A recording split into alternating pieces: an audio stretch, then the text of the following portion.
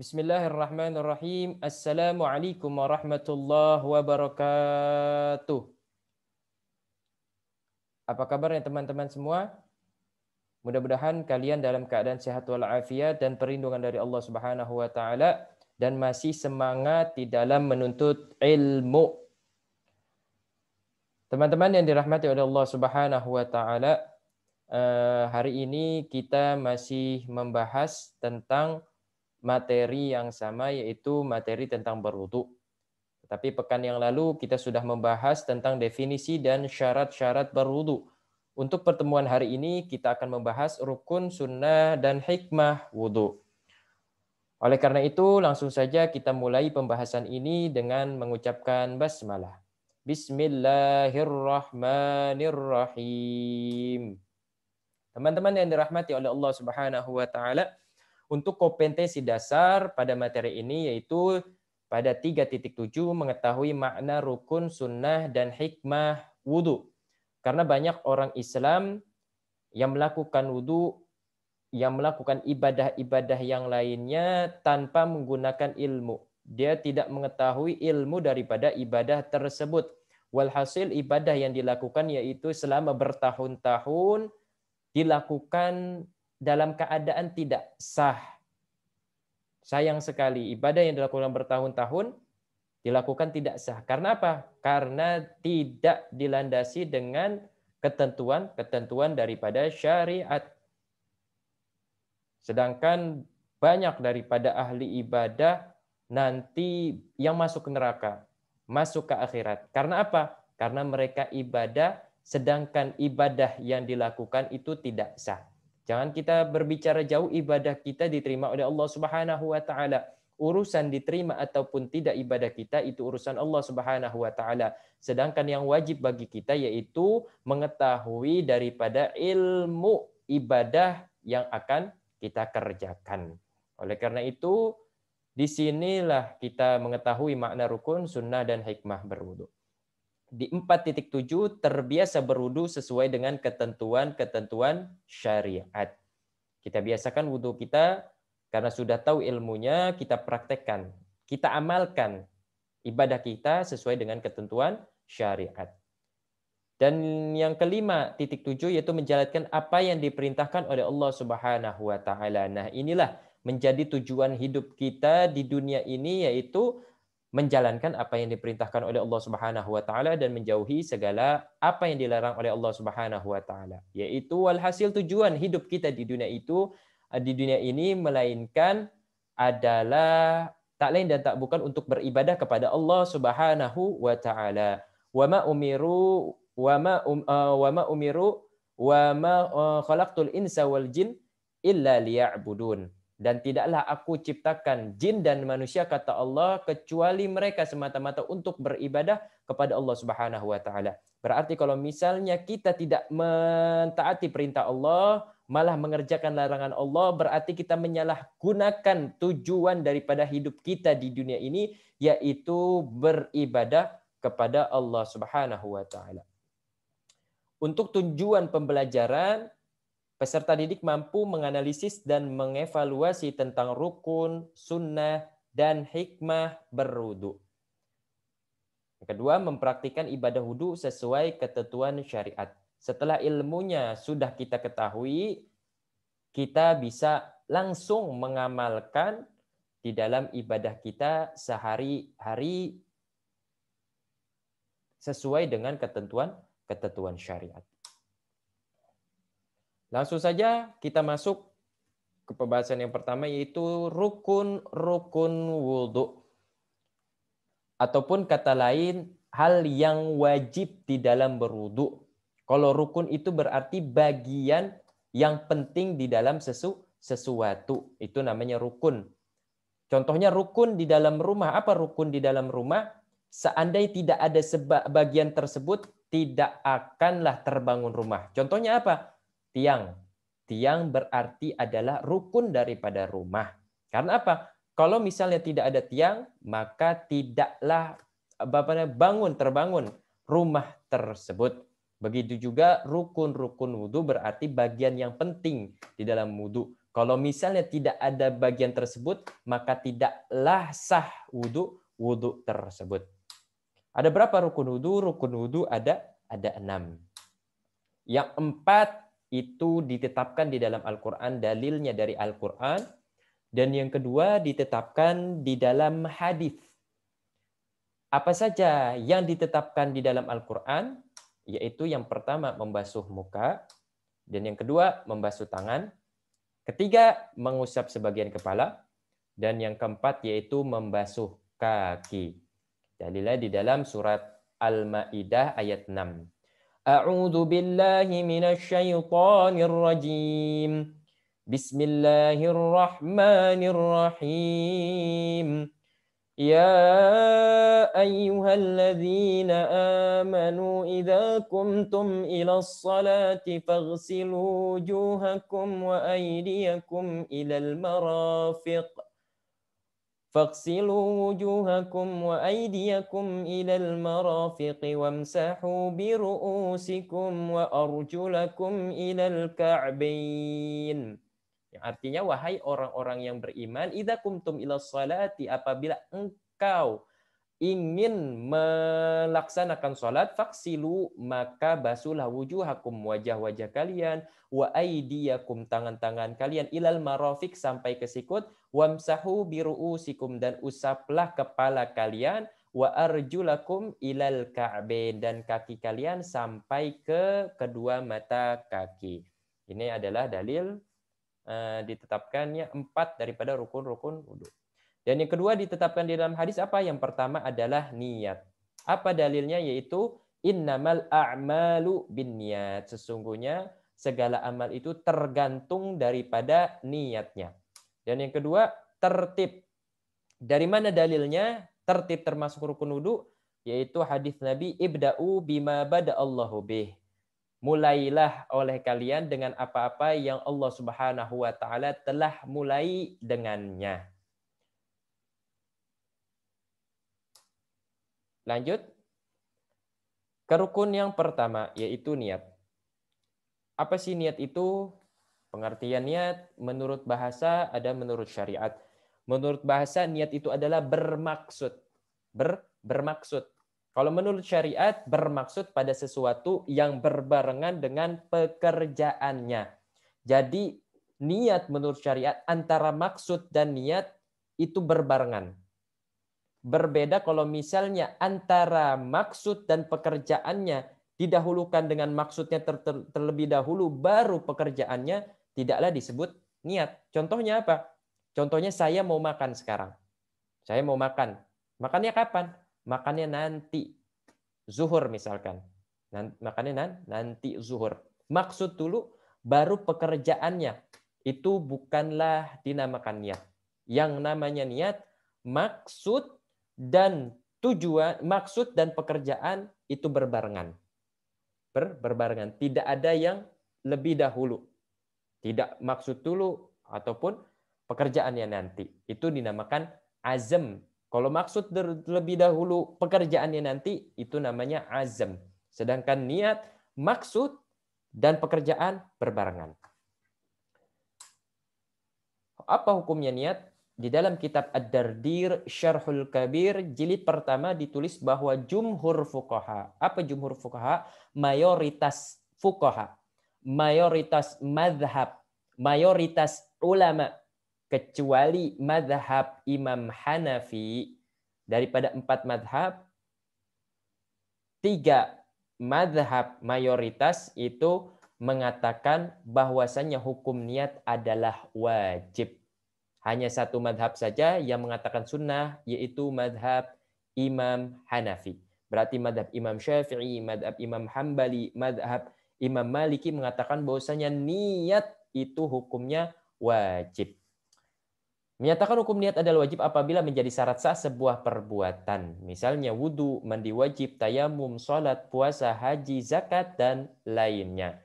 Seluruh ibadah yang telah disebutkan, bahwasanya di situ menjadi syarat sahnya ibadah tersebut yaitu dengan niat. Maka niat di dalam ibadah tersebut hukumnya wajib. Dalilnya hadis yang telah disebutkan tadi, yaitu innamal a'malu binniyat. Jadi mayoritas daripada ulama mengatakan bahwasanya niat itu wajib. Bukan saya yang mengatakan, tetapi para ulama yang mengatakan bahwasanya niat itu wajib didatangkan ketika berwudu. Tempatnya niat di mana? Tempatnya niat itu di dalam hati. Di sini nih, di dalam hati. Dan melafadzkannya adalah sunnah. Jadi kalau misalnya hanya melafadzkannya saja, tetapi di dalam hati tidak niat, tidak sah. Yang wajib itu niat apa? Di hati. Melafadzkan sunnah. Kalau hanya hati saja niat, tidak melafadzkan, tetap sah. Tapi hanya melafadzkan saja niat, di hati tidak niat, tidak sah. Yang penting itu di dalam hati niatnya. Waktunya niat apa? Kapan? Yaitu waktunya niat ketika membasuh awal sebagian dari muka. Di sini, ketika di sini. Nah, niatnya di sini, di dalam hati. Melafadzkannya sunnah ketika membasuh awal sebagian dari muka. Ini di sini kita niat. Tata cara niat gimana? Paling sempurnanya nawaitul wudu'a li raf'il hadatsil asghar fardhon lillahi ta'ala. Bapak ulangi, nawaitul wudu'a li raf'il hadatsil asghari fardhon lillahi ta'ala. Artinya saya niat wudu untuk mengangkat hadas kecil fardu karena Allah Ta'ala itu paling sempurnanya. Paling sedikitnya apa? Nawaitu fardhal wudu'i. Saya niat wudu wajib itu paling sedikitnya. Jadi niatnya ketika di muka. Niatnya di hati. Nawaitul wudu'a li raf'il hadatsil asghar fardhon lillahi ta'ala. Ataupun paling sedikitnya nawaitu fardhal wudu. Bapak harap kalian sudah hafal daripada niat tersebut. Karena apa? Hukumnya wajib. Kalau misalnya nggak bisa pakai bahasa Arab gimana? Boleh pakai bahasa Indonesia. Yang penting apa? Tujuannya niatnya benar. Yaitu wudu mengangkat hadas kecil semata-mata ikhlas. Karena Allah Subhanahu wa Ta'ala. Tapi usahakan kalian menggunakan bahasa Arab. Selagi kalian menghafal Arabnya, ya kalian wudu menggunakan bahasa Indonesia. Tetapi di dalam hati. Rukun kedua yaitu membasuh muka. Membasuh muka ataupun membasuh wajah. Oke. Mana batasan wajah? Yang dimaksud wajah? Panjangnya, sini panjang, yaitu dari awal tempatnya tumbuh rambut kepala, di sini. Tempat awalnya tumbuh rambut kepala. Sampai ujung dagu. Sampai sini nih. Itu panjangnya. Itu dari awal tempat tumbuh rambut kepala. Lalu bagaimana kalau misalnya awalnya tumbuh rambut kepala itu di sini? Kayak Deddy Kobuser zaman dulu. Kan tumbuhnya di sini nih. Depan jidatnya lengar banget kayak lapangan golf. Gimana? Tetap yang dianggap yang di sini normalnya. Batasan mukanya. Enggak mukanya di sini, panjang banget itu muka. Kayak jalan tol. Itu panjangnya. Sampai dagu. Lebarnya dari cuping ke cuping. Apa itu cuping? Cuping itu bukan kupingnya, kuping diplesetin jadi cuping, bukan. Cuping ini yang kecil ini. Nah, ini kuping, yang kecil ini jalur ini namanya cuping. Batasan lebarnya itu dari cuping ke cuping. Muka ini satu-satunya yang lebarnya itu lebih panjang dari panjangnya. Lebarnya lebih panjang daripada panjangnya. Coba kalian ukur. Lebar muka itu lebih panjang dari panjangnya. Panjangnya cuma sejengkal, kira-kira lebarnya lebih daripada sejengkal. Satu-satunya sesuatu yang panjangnya, lebarnya itu lebih panjang daripada panjangnya. Wajib meratakan basuhan air ke seluruh wajah, kulit, dan rambut bulu yang ada di muka. Dari atas, ke samping, ke depan, sampai ke dagu. Dengan menggunakan jempol di dagunya. Dari atas, kita niat, gosok, meratakan. Jangan asal basuh saja. Depannya saja, sedangkan sininya enggak dibasuh. Enggak sah, harus rata. Dari awal tempatnya rambut, sampai sini, dari cuping ke cuping harus merata. Belek juga nih, bersihin. Sini-sini, semua bersihin. Sekarang hukum membasuh rambut bulu yang ada di wajah. Nah, ini kan ada bulu nih banyak. Sedangkan bulu yang ada di wajah itu ada 20. Ada 20. Kalau misalnya itu rambut 20-nya tumbuh, kalian 11 tubuh 12 sama beruk. 11 12 sama monyet. Tapi Allah Subhanahu wa taala Maha luar biasa, maha baik. Manusia diciptakan sempurna, akhirnya yang ditumbuhkan normalnya yang bulu-bulu yang membuat wajah indah. Seperti alis, bulu mata, ini. Coba jidat kalian penuh bulu, sini pada bulu. Lalu bagaimana hukum membasuh rambut bulu yang ada di wajah? Alis, bewok yang ada yang apa namanya bagi laki-laki, jenggot, kumis, bagaimana hukumnya? Yaitu terperinci. Kalau misalnya rambut normalnya nggak lebat, apa rambut normalnya nggak lebat?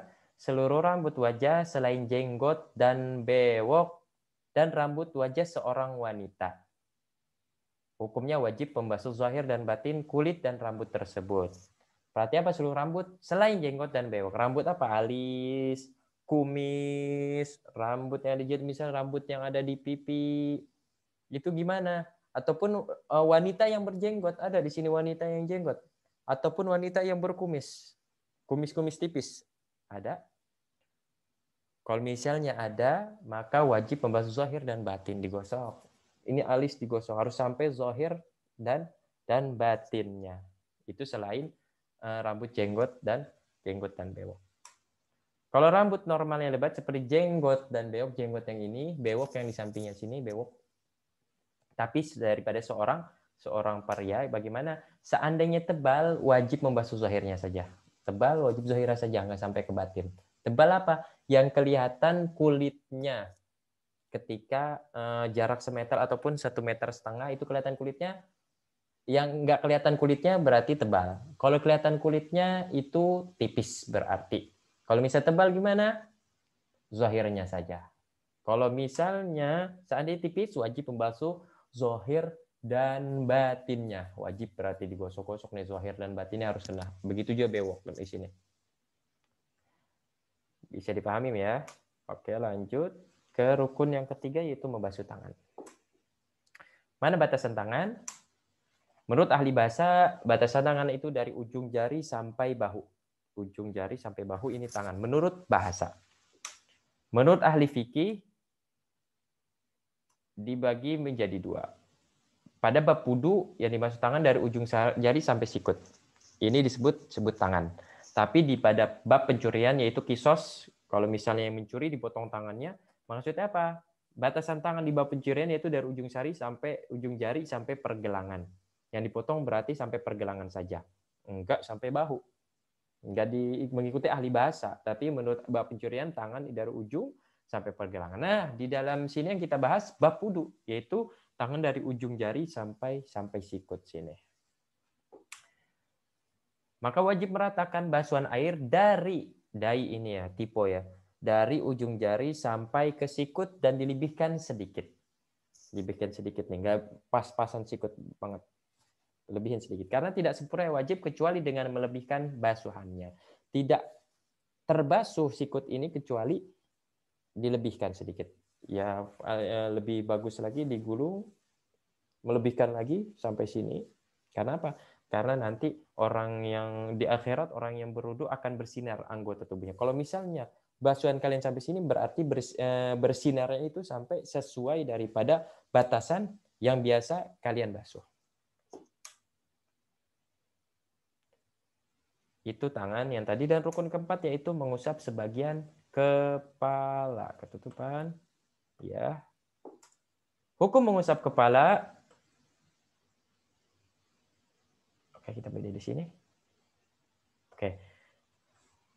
Menurut madhab Imam Syafi'i cukup mengusap walaupun satu rambut. Nih kita gini usap sah pada batasan kepala, tapi rambut pada batasan kepala. Kalau rambutnya panjang sampai sini, kita basuh yang sini, perempuan nih misalkan rambutnya dibasuh yang sini nggak sah. Rambut yang pada batasan kepala. Misalkan di sini Ini masih batas kepala. Kita basuh sininya saja dikit. Sah. Dan sunnahnya mengusap seluruh kepala. Itu misalnya bagi yang laki-laki. Kalau perempuan, kalau misalnya di kamar mandi, ya usap. Enggak seluruh kepalanya.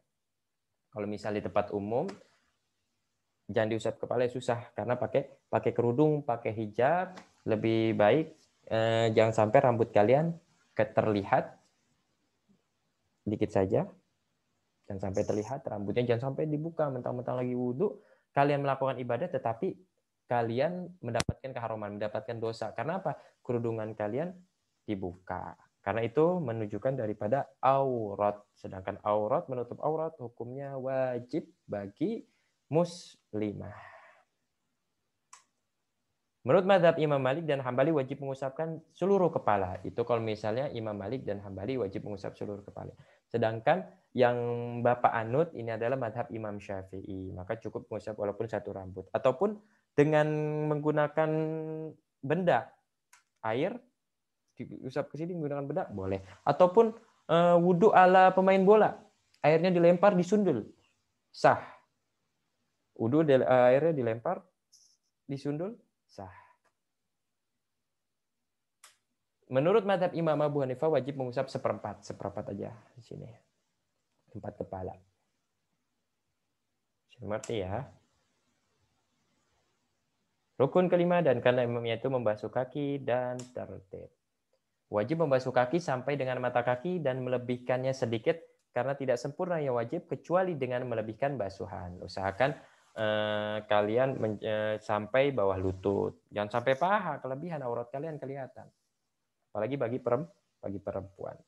Melebihkan. Apalagi kalau misal usahakan kalau tempat sepi perempuan ya melebihkan. Kalau misal di tempat umum ya sesuai yang wajib, jadi jangan sampai aurat kalian terlihat. Yang selanjutnya yaitu tertib. Apa itu tertib? Tertib adalah menempatkan sesuatu pada urutannya, dalilnya. Dalilnya dari hadis Nabi, ibda'u bima bada'allah bi. Mulailah dengan apa-apa yang Allah mulai. Karena apa? Di dalam surat Al-Maidah tadi Allah memulai dengan kan urutannya yaitu wajah, tangan, rambut, kaki. Kan? Di dalam Al-Maidah Allah menyebutkan urut sesuai yang daripada diurutkan di dalam surat Al-Maidah. Idza kumtum ya ayyuhalladzina amanu idza kumtum ila sholati faghsilu wujuhakum. Di situ sebutkan wajah dulu. Faghsilu wujuhakum wa aydiyakum ilal marafiq. Kemudian disebutkan basuh tangan, wajah, tangan, wamsahu biruusikum. Kemudian mengusap kepala. Wa arjulakum ilal ka'bain, dan membasuh kedua kaki. Akhirnya disebutkan kaki. Allah menyebutkan wajah, tangan, rambut, kemudian kaki. Maka tertib di sini kita mengikuti sesuai yang mana Allah Subhanahu wa taala tertibkan di dalam Al-Qur'an. Makanya di dalam hadis ini ibda'u, mulailah dengan apa-apa yang Allah mulai. Urutkanlah mulai sesuai dengan apa yang Allah Subhanahu wa taala telah urutkan. Dan Allah sudah mengurutkan di dalam Al-Qur'an surat Al-Maidah 6 ayat 6, maka tertib di dalam berwudu hukumnya wajib. Kecuali di dalam satu keadaan. Tertib walhasil hukumnya wajib. Nggak boleh kaki dulu, tangan dulu, kepala dulu. Ataupun tidak beraturan. Harus tertib niat, membasuh muka, tangan, kepala, dan kaki. Itu kalau misalnya yang wajibnya, yang rukun-rukunnya. Ada satu yang nggak wajib tertib, yaitu apabila berendam di air. Kita berendam di air, di kolam berenang, di laut. Walaupun sebentar disertai dengan niat berwudu, maka tidak diwajibkan tertib. Berendam, kita niat nawaitul wudu fil hadatsil asghar fadlu ta'ala. Timbul lagi, sudah sah kita berwudu walaupun sebentar. Enggak masukin pala dulu, tangan dulu, rambut dulu, kaki terakhir. Kaki terakhir gimana berarti nyungsep. Kalau kaki terakhir nyungsep. Enggak. Langsung kaki dulu nggak apa-apa. Mau gaya batu nyelamnya nggak apa-apa. Mau gaya kodok kejengkang nggak apa-apa. Gaya kodok kekenyangan nggak apa-apa. Terserah. Tidak diwajibkan tertib ketika berendam. Kita masuk ke sunnah wudhu. Yang tadi wajib ya, wajib berwudhu. Berarti setelah ini adalah sunnah. Sunnah ada penyempurna daripada ibadah. Usahakan selain kita menjalankan yang wajib, kita juga menjalankan sunnah, menjaga sunnah. Sunnah-sunnah wudhu sangatlah banyak, bahkan sebagian ulama yang menjumlahkan sebanyak 70 sunnah. 70 sunnah, tetapi kita sebutkan sebagian saja, sebagian saja. Enggak banyak-banyak, kalau 70 kita bahas sampai maghrib, kita enggak kelar. Yang pertama sunnahnya apa? Membaca ta'awudz dan basmalah. Di sini baca ta'awudz dan basmalah hukumnya sunnah. Menurut pendapat mayoritas ulama, yaitu ulama Hanafiyah, ulama Syafi'iyah, dan salah satu pendapat dari Imam Ahmad, membaca bismillah saat wudu dihukum sunnah. Ingat, sunnah tidak wajib. Dari Abu Hurairah, Rasulullah sallallahu alaihi wasallam bersabda, "La salata liman la wudu'a lahu wa la wudu'a liman lam yadhkur ismallahi ta'ala alaih." Tidak ada salat bagi yang tidak ada wudu. Tidak ada wudu bagi yang tidak membaca bismillah di dalamnya. Hadis riwayat Abu Daud nomor 101 dan Ibnu Majah nomor 399. Al-Hafidz Abu Thahir mengatakan bahwa hadis ini hasan. Sedangkan peniadaan yang disebut dalam hadis adalah kesempurnaan. Di sini dijelaskan tidak ada wudu bagi yang tidak membaca bismillah. Maksudnya bukan tidak sah wudu kalau misalnya nggak baca bismillah. Bukan. Yang dimaksud di sini adalah tidak sempurna wudhu kalau misalnya tidak membaca bismillah. Jadi maksudnya adalah tidak sempurna wudhu. Tapi usahakan kita selalu baca ta'awudz dan basmalah di dalam wudhu kita. Kapan bacanya? Ketika membasuh tangan. Bacaan gimana? Ta'udzuru rabbi a'udzubika min hamazatis syayatin wa a'udzubika rabbi ayyahdurun. Bisa kalian nanti cari di Google bacaannya, dan juga basmalah Bismillahirrahmanirrahim. Itu ketika membasuh tangan. Diawali dengan ta'awudz dan basmalah. Hukumnya sunnah, mendapatkan pahala. Sayang kalau misalnya kalian lewatkan. Yang kedua, bersiwak. Bersiwak, tahu bersiwak? Ataupun bahasa kerennya sikat gigi. Tapi dulu pakai siwak. Pakai kayu arok. Ada namanya kayu arok. Kalian kalau misalnya di toko-toko oleh-oleh haji, toko-toko herbal, biasa jual kayu siwak. Itu menggunakan siwak. Setelah basuh tangan, kemudian bersiwak. Ataupun kalau misalnya nggak ada siwak kayu arok, pakai sikat gigi boleh. Setelah basuh tangan, pakai sikat gigi. Mau pakai odol boleh. Ataupun nggak pakai sikat kawat boleh. Mau sikat besi boleh. Terserah. Pakai apa aja yang kasar. Yang penting kasar. Pakai baju yang kasar boleh. Itu bersiwak. Membasuh telapak tangan sampai pergelangan. Ini nih, basuh tangan sampai pergelangan. Nih, sunnahnya seperti ini. Kemudian yang kiri di atas yang kanan di atas yang kiri. Itu membasuh tangannya. Seperti basuh tangan pada umumnya. Yang selanjutnya kumur-kumur ataupun madmadoh. Kumur-kumur itu paling cukupnya masukkan air ke dalam air, langsung buang. Puh. Sempurnanya masukkan air, kumur-kumur ke kanan, putar-putar ke kiri, kemudian gor-gor. Puh. Itu paling sempurnanya. Tapi paling sedikitnya, paling sunahnya masukkan, buang langsung. Tuh. Tapi paling sempurnanya kumur-kumur ke kanan, ke kiri, kemudian gor-gor ke tenggorokan sini, buang. Itu kumur-kumur. Kemudian memasukkan air ke hidung dan mengeluarkannya. Disebut istinsyak dan istintar. Masukkan, tapi jangan sampai dalam-dalam. Nanti puyeng kepala kalian. Pelan-pelan. Sampai ke sini, pangkal hidung, kemudian keluar. Masukkan, bersihkan yang ada di dalam, kemudian keluar. Itu istinsyak dan istintar. Hukumnya sunnah. Mengusap seluruh kepala sunnahnya. Tadi wajibnya itu sebagian rambut ataupun sebagian kulit kepala, tetapi sunnahnya di sini mengusap seluruh kepala. Gimana? Kalau misalnya rambutnya pendek, rambut cepak ngehe, ataupun ABCD, abri bukan cepak doang, itu sunnahnya begini. Dari ini kuping pegang, jempol di kuping, menyeluruh bagi yang laki. Nah, yang jempol ke belakang. Tuh. Ke rambutnya pendek.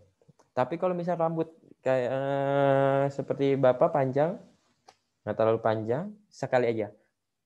Dengan menggunakan jari, ujung jari bertemu dengan ujung jari ke belakang. 1. Nah, itu mengusap seluruh kepala. Kalau misal bagi yang laki-laki, bagi perempuan, lebih baik menjaga rambutnya agar tidak terlihat dari orang lain, sedikit saja di ujung rambutnya. Masukkan rambut ke dalam kerudungan, sedikit saja.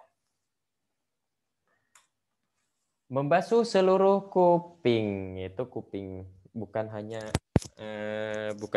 gini-gini aja, tapi membasuh seluruh kuping. Nah, di dalam membasuh kuping ini disunahkan sebanyak 12 kali basuhan.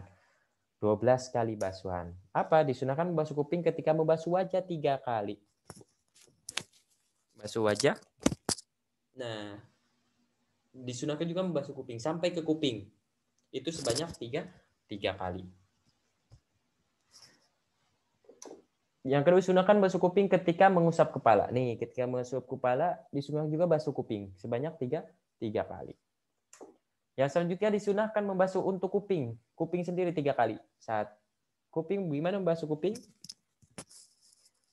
Dalamnya, samping-samping dibersihkan dengan tunjuk. Nah, jempol yang di luar untuk bagian yang di luar kuping. Ke atas. Yang telunjuk untuk dalam, bersih-bersihin sela-selanya kuping sampai dalamnya, yang jempol bagian luarnya ke atas. Itu sebanyak 3 kali. Dan yang selanjutnya yaitu disunahkan mengusapnya dengan telapak tangan yang dibasah air. Ini air gini. 1, 2, 3. Itu sunnah. Sebanyak 12 kali.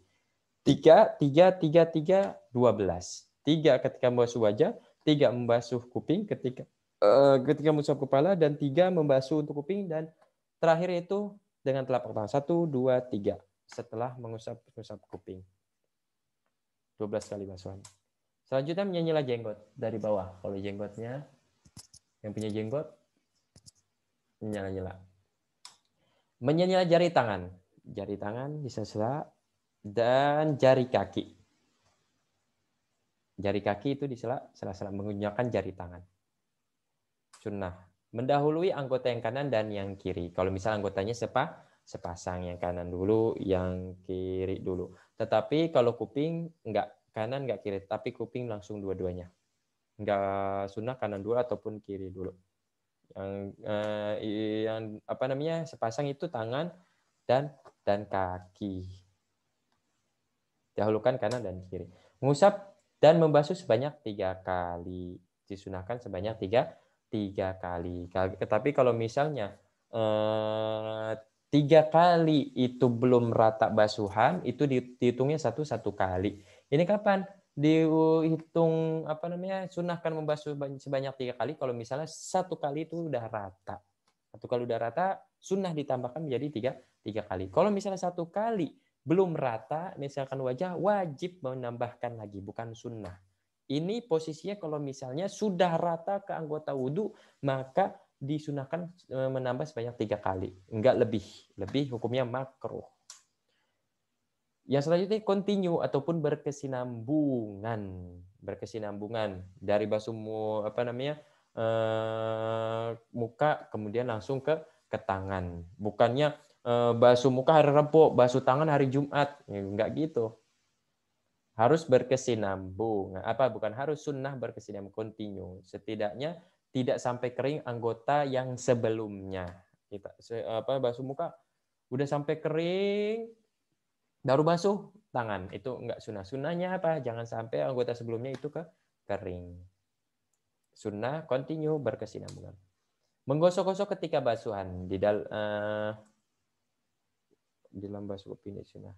Oh, ini salah ya. Menggosok-gosok ketika basuh, digosok. Tuh. Sunnah digosok. Enggak asal begitu-gitu aja. Itu namanya wudu capung. Wudu capung jarum. Digosok-gosok sunnah. Nah, masih banyak lagi sunnah-sunnah wudu yang belum disebutkan. Tugas kalian, carilah sunnah-sunnah wudu yang belum disebutkan di sini. Dan tulis nanti di Google Form. Di akhir nanti minimal menyebutkan 5 sunnah. Selain yang Bapak sebutkan. Kalian harus cari 5 sunnah lagi. Masih banyak karena ada 70 sunnah. Tadi kata ulama, kalian harus sebutkan 5 sunnah. Walhasil di dalam rukun-rukun wudu dan sunah-sunah wudu tadi sudah paham ya mana yang rukun, mana yang sunnah. Soyaknya bagi kalian menjalankan wajib yang rukun dan juga menjalankan yang sunnahnya. Sekarang yang terakhir yaitu hikmah berwudu. Apa hikmah berwudu?